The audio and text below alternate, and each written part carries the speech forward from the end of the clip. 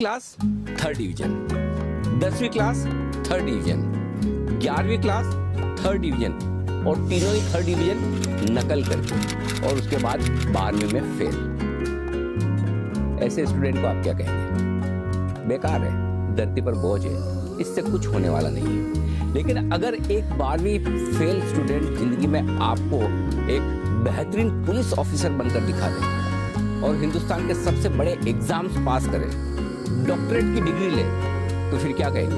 अरे ये कमाल कैसे हो गया? जी हाँ, आज ऐसा ही जीता जागता साक्षात कमाल हम आपके सामने लेकर आ रहे हैं। एक ऐसी कहानी जो मुझे बहुत इंस्पायर कर रही है और मैं उम्मीद करता हूँ कि अगले 20-22 मिनट पर आपको भी ये कहानी बहुत इंस्पायर करेगी, मजबूर करेगी सोचने पर कि क्या वाकई में इस तरह की मुश्किलों के बाद भी आप जिंदगी में क्या कुछ बन सकते हैं।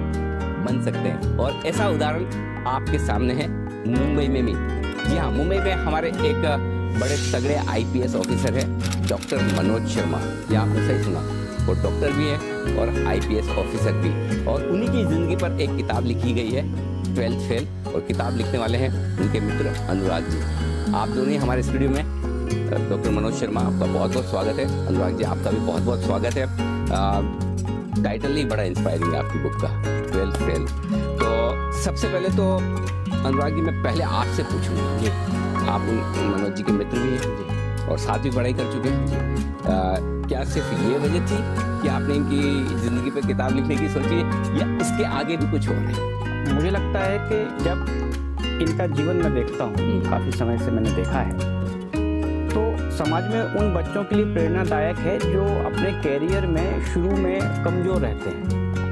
आजकल के समय में जब 90% की बात बच्चे करते हैं, उनके माता पिता अभिभावक भी 80, 85, 90 से नीचे 90 में तो सर सेटिस्फाइड ही नहीं है। हाँ जी, मतलब 90 तो बहुत कम लगते हैं मुझे। मैं भी उन पेरेंट्स में से एक बिल्कुल जिन्हें 90 कम लगते हैं। तो ऐसे दौर में जब कोई एक ऐसा बच्चा जो 12th में फेल हो गया, वो फेल भी ऐसे नहीं हुआ, वो चूंकि स्कूल में नकल करने की सुविधा थी और उस दिन स्कूल में एक वहाँ का जो SDM है वो आ गया, उसने नकल नहीं करने दी, तो वो पूरा स्कूल का वो बच्चे पूरा फेल हो गए। तो ऐसे में वो भी एक था।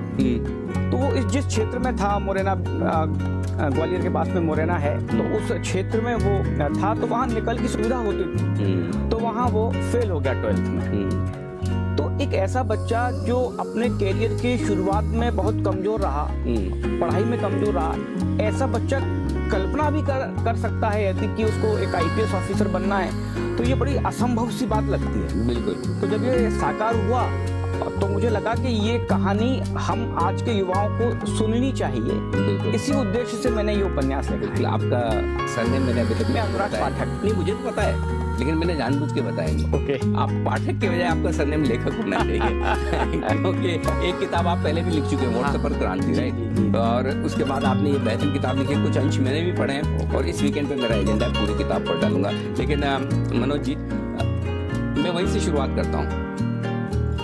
जिस फॉर्मूला से आपने 9th, 10th, 11th पास की, वो फॉर्मूला 12th में काम नहीं आया। क्या हुआ कि हम लोग तय करके रखे थे कि 12th में अच्छी नकल से पास हो जाएंगे। नकल की तैयारी बढ़िया, नकल की तैयारी पूरी रहती है हमारे कंप्लीट। बड़े हमसे 10 थे, कहाँ गाइड रखनी है, कहाँ छुपानी है, कैसे। हमारे यहाँ सिस्टम ऐसा था कि बोर्ड पे लिखा जाता था बकायदा। अच्छा। और बोर्ड पे लिखने में लोग लिख नहीं पाते थे तभी ऐसा हो गया कि हमारा ये था कि बस 12th पास हो जाएंगे, थोड़ा परसेंटेज बन जाएंगे, टाइपिंग वगैरह सीख लेंगे, तो कहीं ना कहीं चिपक जाएंगे। ये बेसिक बेस रहता है, चिपक जाएंगे। ये चिपक वाला वर्ड ये पूरा मध्य प्रदेश का है। तो चिपकने का मतलब ये है कि कोई ना कोई आपको ऐसी नौकरी मिल जाए जिससे आपका जीवन यापन चल सके। पर अनफॉर्चुनेटली जो SDM साहब आए थे, वो SDM साहब इस बार नकल नहीं चलने देने के मूड में थे। अच्छा। और उन्होंने हमारे स्कूल को एकदम टारगेट दिया हुआ था। ओके। और जब वो एग्जाम देने के टाइम पे वो आके बैठ गए और हमारे प्रिंसिपल, हमारे टीचर सब हाथ जोड़ रहे हैं, और हमारे यहाँ का जो थानेदार था, इसको बोलते हैं हम लोग, हमारे यहाँ पर इंस्पेक्टर, वो भी आगे पीछे घूम रहा है कि सर करने दो, करने। तो वो उसने कहा नहीं, हम नहीं चलने देंगे। तो मुझे लगा इतना पावरफुल आदमी कौन है जिसके सामने पूरा स्कूल झुका हुआ है अच्छा। हमारे लिए प्रिंसिपल बड़ा आदमी था। हाँ सही बात है, नेचुरली। तो अब इतना बड़ा आदमी भी कोई होता है क्या? हाँ। तो हमने पूछा भाई ये क्या है? हाँ। तो मालूम चला कि ये एक एग्जाम होता है, जिस एग्जाम में पास होने के बाद इतना ही पावरफुल आदमी बन जाता है। तो मैंने कहा, वहाँ से आपको समझ में आया कि यूपीएससी का एग्जाम भी कोई चीज है। तो मुझे लगा कि इतना पावरफुल बनना है अपन को, बस ये सब क्या, ये फालतू की चीजें नहीं करना है। हाँ। इतना ही पावरफुल बनना है। तो लेकिन क्या जब आप 12th में फेल हो गए तो राह आसान थी? उसके बाद क्या किया फिर? 12th में फेल हो जाने के बाद थोड़ा पैसे का दिक्कत था हमारे यहाँ पर। तो मैं टेम्पो चलाने का, मैं और मेरा भाई टेम्पो चलाता था, मैं क्लीनर था उसमें। तो वो टेम्पो चलाते चलाते हमारा टेम्पो एक दिन पुलिस वाले ने पकड़ लिया। अब वो टेम्पो पकड़ने के बाद पुलिस वाले ने क्यों पकड़ लिया? क्योंकि पुलिस वाले को बस वाले ने बोला था कि टेम्पो नहीं चलने देना है यहाँ पर। हमारे यहाँ टेम्पो और बस की लड़ाई बड़ी फेमस लड़ाई होती है। ठीक बात है। वो जब इंस्पेक्टर ने पकड़ा तो हम उस एसडीएम के पास छुड़ाने के लिए जाने वाले थे कि भाई हमारा टेम्पो छुड़वा दो कैसे भी करके। लेकिन वो एसडीएम एक जगह पे इतना प्रभावशाली था मेरे दिमाग में कि मुझसे बोल ही नहीं पाया कि टेम्पो छुड़वा दो। मुझसे यही बोल पाया कि साहब आप कैसे बने। और जितना उसने समझाया बोले बहुत इजी है, कुछ बड़ी बात नहीं है, बस पढ़ाई अच्छी करना चाहिए। तुम्हें बता भी नहीं पाया कि मैं 12th फेल हो गया। एंड वो एक पॉइंट ऐसा था जब मुझे लगा कि नहीं, अब जिंदगी में जो कुछ भी करना है इस तरह से करना है। नहीं लेकिन आप तो वो कहते हैं, कहावत है कि करेला और नीम टेढ़ा। एक तो आप पढ़ने में होशियार नहीं, होशियार तो बहुत बड़ा शब्द था शायद, है ना, और दूसरा ऊपर से गरीब। तो इन दोनों समस्याओं से बाहर कैसे निकले कि एक तो आपका पढ़ने में मन भी नहीं है और ऊपर से गरीब भी है, पैसे भी नहीं है, फिर भी पढ़ाई कर ली? उसमें एक बहुत सी चीज़ क्या हुई कि जब मेरे दिल पे लगा और मैं ग्वालियर पढ़ने के लिए आया, मुझे याद है मैं 500 रुपये लेके आया था और एक थैला लेकर के आया था। ओके। और मेरा ग्वालियर में कोई नहीं था, मैं किसी को नहीं जानता था ग्वालियर। अच्छा। और आने के बाद मुझे 3-4 दिन ऐसे गुजारने पड़े जिनमें कि मैं एक मंदिर के पास में रहता था और जहाँ मंदिर के आसपास जो भिखारी वगैरह रहते थे उनके साथ ही सोता था। अच्छा। खाने का प्रॉब्लम था। एक बार ऐसा भी मौका आया जब मैं एक ही टाइम में खाना खा पाता था। लेकिन उस सबके बीच में मुझे एक बहुत अच्छा एक मौका मिल गया, एक लाइब्रेरी में मुझे काम करने का मौका मिल गया। लाइब्रेरी में? ओके। वो ग्वालियर की मध्य भारतीय हिंदी साहित्य सभा थी और मध्य भारतीय हिंदी साहित्य सभा में मुझे लाइब्रेरियन कम चपरासी का काम मिला। तो शनिवार के दिन जब बड़ी बड़ी काव्य गोष्ठियाँ हुआ करती थी तब मैं बिस्तर बिछाना, उनके लिए तैयार करना, माइक तैयार करना, ये सब करता था, समोसे लाना उनके लिए। और उसमें जो विद्वान लोग आते थे उन विद्वान लोगों को देखकर मुझे लगता था कि यार पढ़ने का मौका यहाँ है, किताबें बहुत थी। अब मैक्सिम गोर्की जैसे लोग, अब्राहम लिंकन जैसे लोगों को पढ़ने का जो मौका मिल रहा था तो मेरे दिमाग में अंदर चला गया कि अब्राहम लिंकन मैं हूँ, मुझे अब्राहम लिंकन बनना है। अच्छा। और उसमें एक और अच्छी बात ये होती थी कि आप किताब मिल रही है पढ़ने के लिए, आपको 350 रुपये मिल रहे हैं काम करने के लिए, और साथ में वहाँ पे जो विद्वान लोग आ रहे हैं उन विद्वान लोगों की कविताएं, लोगों का, जैसे मैं मुक्तिबोध का नाम लेना चाहता हूँ, मुक्तिबोध की जो कविताएं थी जी, ज्ञानवान मुक्तिबोध की, ब्रह्म राक्षस और बाकी निराला की जो कविता थी राम की शक्ति पूजा, तो हर दिमाग में हरदम करता था। मेरे उपन्यास में अनुराग जी ने लिखा भी है कि है अमानुषा बोलता गगन अंधकार, खोरा दिशा का ज्ञान स्तब्ध पवन चार। अमानुषा है, अंधकार है, पर हमेशा लगता था कि यार अब्राहम लिंकन जब इतना असर कर सकता है तो हम भी कर सकते हैं। तो इस तरह से मुझे लगता है थोड़ा प्रेरणा बनती है मिलती है। तो आप तो खुद रेवेन्यू ऑफिसर है, जीएसटी में काम करते हैं अनुराग? मैं मध्य प्रदेश। हाँ, तो मतलब दोनों ने आपने लाइन अलग रखी, लेकिन आपको लिखने का शौक हो गया और आपने इन पे किताब लिख डाली। लिखने का शौक शुरू से ही था और इस कारण से इसके पहले भी आपने कहा क्रांति की कुछ कहानियाँ मेरी आई हैं। तो शुरू से ही मुझे बस ये था कि ऐसी किताब लिखी जाए जिससे जो तैयारी करने वाले बच्चे हैं, जो प्रशासनिक सेवाओं की तैयारी कर रहे हैं, वो प्रेरित हो सकें ऐसे व्यक्तित्व से या ऐसी संघर्ष की कहानी से जो कभी कभी निराशा मन में छाती है वो खत्म हो जाए। तो मुझे लगता है कि 12th फेल के माध्यम से हमारे तैयारी करने वाले जो बच्चे हैं, उनके अभिभावक हैं, उन सबको एक दिशा मिलेगी कि इस तरीके से भी अगर कोई सफल हो सकता है तो हम तो बहुत समर्थ हैं, है ना। हम पढ़ने में भी ठीक हैं और आर्थिक समस्या भी नहीं है, केवल मेहनत करनी है और एक रणनीति के तहत पढ़ाई करनी है जी, तो वो पढ़ाई की जा सकती है। इस उपन्यास में वह भी है कि भाई किस तरह से पहले ही असफल हुए और क्या पढ़ाई में स्ट्रेटेजी में चेंज किया कि ये सफल हो गए, क्या तो वो भी मुझे लगता है एक महत्वपूर्ण चीज़ है। हाँ, तो ग्वालियर से फिर ग्रेजुएशन आपने वहाँ पर किया, उसके बाद की यात्रा कहाँ दिल्ली की पहुँची?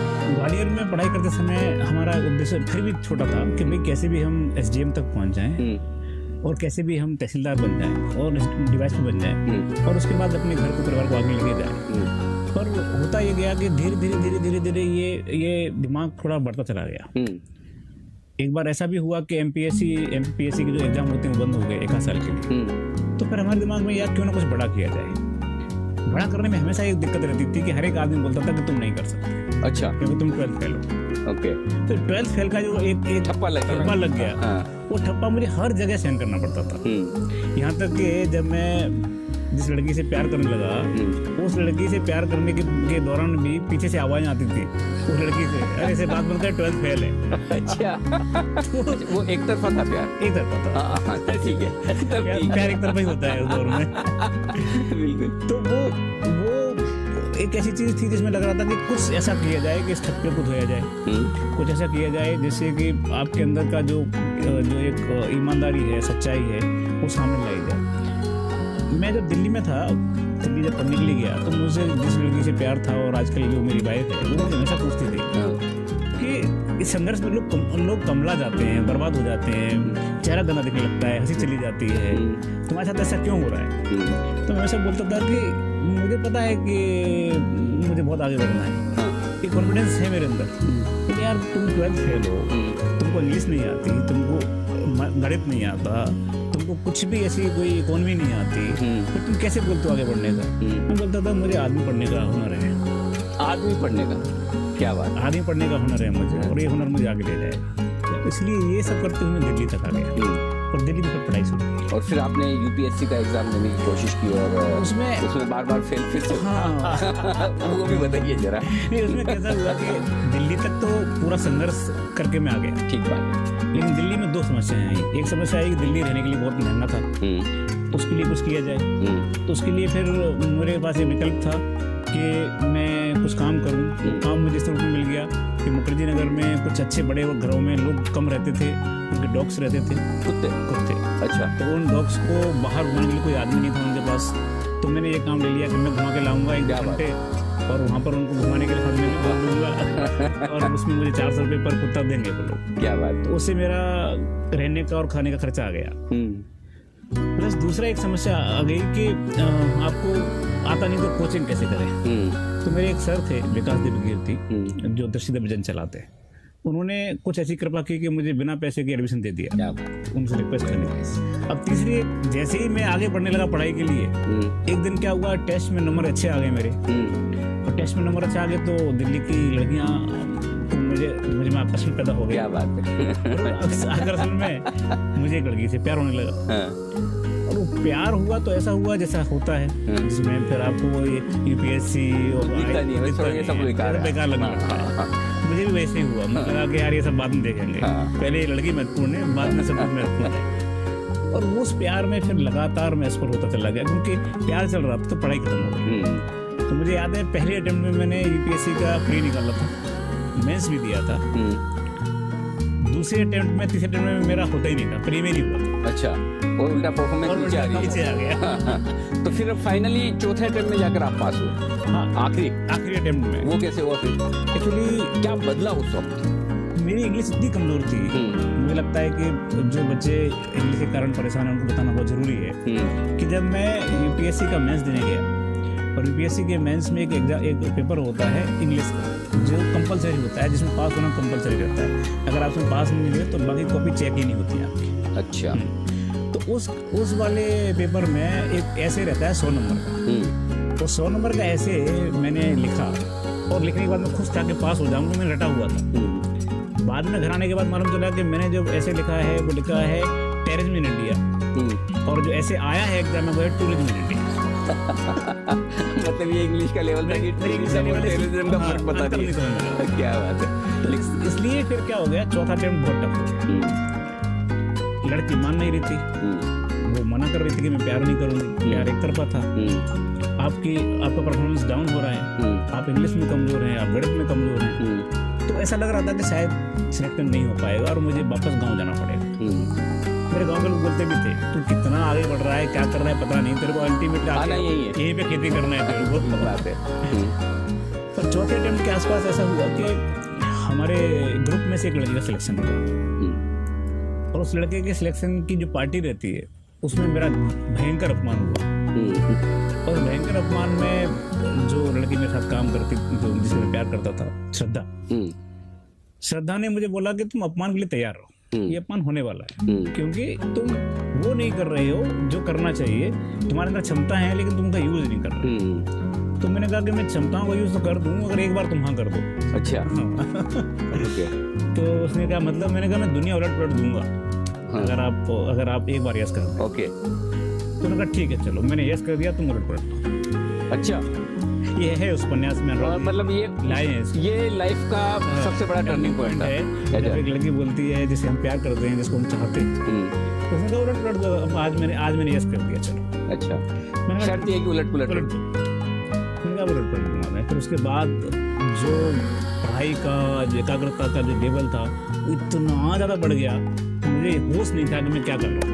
क्या बात है, हमने लोगों को प्यार में बर्बाद होते हुए देखा है, प्यार में आबाद होने वाला पहले ही कैसे। बिल्कुल सही बात है, बिल्कुल। मतलब इस पे तो मुझे नहीं लगता कि आपको अनुराग की किताब लिखनी चाहिए, मतलब ये तो फिल्म बननी चाहिए। मतलब इसमें तो सब कुछ है, जो है कि बॉलीवुड फिल्म में मसाला मूवी जो बन सकती है ना, वो सारा कुछ है। तो वहां से आपका टर्निंग पॉइंट आया, उस चौथे अटेम्प्ट में आपने फिर ऐसा हुआ कि इतना कॉन्फिडेंस था मेरे अंदर कि मैंने प्री दिया, जिस दिन एग्जाम दिया उसके दूसरे दिन से मेंस की तैयारी शुरू की। क्या बात। मुझे पता था कि मेरा होगा, क्योंकि मैं इतना ज़्यादा करके आया था। जिस दिन मेंस खत्म हुआ उसी दिन मैंने इंटरव्यू तैयारी शुरू की। मुझे पता था कि मेरा मेंस में भी होगा। और जब मैंने इंटरव्यू दिया तो मेरे इंटरव्यू का सबसे बेहतरीन जो पल थे वो ये थे कि इंटरव्यू वाला ये पूछ रहा था कि भाई तेरे यहाँ IIT लड़के आ रहे हैं, यहाँ IIM के लड़के आ रहे हैं, तो 12th फेल आदमी तो कैसे लें हम और क्यों लें? सही है। और सबसे बड़ी दिक्कत तो इंग्लिश की थी। तो बोलते यार इंग्लिश तो जरूरी है, कंपलसरी है, तो तू इंग्लिश क्यों, हम तेरे को ले क्यों? तो मैंने उनको एक बहुत अच्छा उदाहरण दिया, अनुराग जी ने तो उपन्यास में लिया है। मैंने उनको ये बताया कि साहब आप मुझे पानी दे रहे हैं पीने के लिए, मैं बोलता हूँ कि मुझे प्लास्टिक का कप पसंद नहीं है, मुझे तो स्टील के कप में पीना है। आप बोलेंगे भाई ये पानी है, तेरे को क्या अंतर पड़ता है? तो मैं ये बोल रहा हूँ कि आपको भाषा से क्या अंतर पड़ता है कि इंग्लिश में है या हिंदी में, पानी महत्वपूर्ण है ना, मेरे विचार महत्वपूर्ण है, मेरा प्रभाव महत्वपूर्ण है, काम महत्वपूर्ण जी। इस तरह के कई प्रसंग ऐसे आए इंटरव्यू में जिसमें कि उनको लगा कि लड़के के अंदर थोड़ी क्षमता है, लकीली उन्होंने स्वीकार कर लिया और मुझे सिलेक्ट कर लिया। ओके। तो मतलब आमतौर पर जो चंबल में आदमी बंदूक उठाता है या तो गोली चलाने के लिए, मतलब या तो डाकू बनने के लिए या पुलिस वाला बनने के लिए, आप पुलिस वाले बन गए। हमारे यहाँ संस्कृति ऐसी है, बंदूक की संस्कृति इतनी अंदर तक गई हुई है लोगों के। तो मतलब आप पुलिस वाले बनने के पहले भी बंदूक चलाई नहीं? हमारे यहाँ, मेरे घर में बंदूक, मेरे मामा के यहाँ बंदूक, मेरे मामा के हर मामा के पास बंदूक है। मेरे घर में हमारे यहाँ कट्टे तो ऐसे मिलते हैं कि जैसे कहाँ पे। पर वो संस्कृति का एक खासियत ये है कि बंदूक संस्कृति होने के बावजूद भी लोगों के अंदर एक भाव है कि पीछे से गोली नहीं मारनी। अच्छा। हमारे यहाँ सिस्टम है कि चंबल में कि अगर किसी कारण से कोई ये बोल के आया कि साहब मैंने उसको मार दिया और गोली पीछे लगी है, तो उसको हम रिजेक्ट कर देते हैं, बोलते हैं यार तू किसी काम का नहीं, तू धोखेबाज आ। अच्छा। तो वो एक भाव है और वो भाव लाइफ में मेरे बहुत काम आया। जो कुछ भी करता हूँ मैं सामने करता हूँ, सामने स्वीकार करने में, जो चुनौती स्वीकार करने में जो मजा है वो पीछे से नहीं। तो ये मतलब ये डॉक्टर कहाँ से लगा लिया आपने नाम के आगे? ये कौन से वाले डॉक्टर हैं आप? मैंने PhD किया। दरअसल UPSC का चौथा अटेम्प्ट आ गया था, होगा कि नहीं होगा पता नहीं था, प्यार पूरी तरह से क्षमताओं से चल रहा था। तो मेरे को ऐसा लगता था कि एक ऐसा पोस्ट ले लो जिससे गाँव वापस नहीं जाना पड़े। तो अगर जर्नलिज्म में PhD की, तो जर्नलिज्म मेरे को बहुत शौक था कि जिस तरह से बड़े बड़े जर्नलिस्ट को देखता था मैं, कभी PM तक पहुंच जाते हैं बात करने के लिए, किसी के सामने भी माइक लगा करके मजबूर कर देते हैं बोलने के लिए। तो जो अंदर से वो एक था कि ईमानदार रहना है, सच्चाई से लड़ना है, देश के लिए यूज करना है, तो उसमें एक चीज़ थी कि मैं PhD कर लेता हूँ जर्नलिज्म में।